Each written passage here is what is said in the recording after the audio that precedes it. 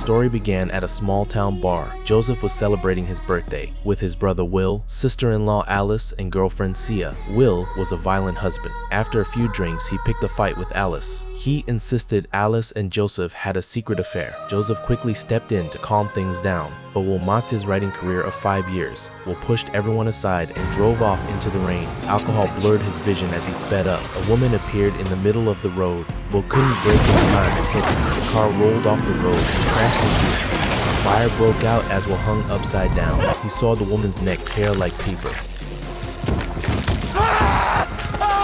What the fuck?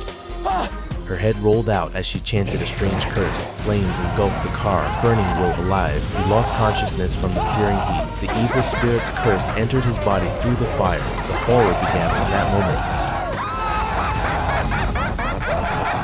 Days later, Will's funeral was held at Dexter Church in Windsor. Mother Susan sobbed at the front. She says she'd give anything for one last family reunion. Father Ed glared at Alice the entire time. He believed she killed his son. After the service, Ed insisted on seeing his son one last time. The staff gave in and led him to the coffin. In the empty morgue, knocking came from inside the coffin. Ed was shocked and joyful. He leaned over the coffin, calling his son's name. Hoping for a miracle, he pried open the lid. Will grabbed his shoulder with a burning hand. The heat seared through Ed's arm. Staff rushed in at the sound, but Will tore them apart in minutes. In those few moments, the curse passed from Will to Ed. The family rushed Ed back to the lakeside house. Susan vented her anger on her youngest son Joseph. She pointed at a bag of old relics in the corner. She told him to throw away grandfather Benjamin's junk. Susan always thought her father was a madman. He studied evil gods and abandoned his family. But Joseph knew his grandfather's notes clearly. They mentioned a weapon called the Kundarian dagger. At dinner, Ed sat at the head of the table looking pale.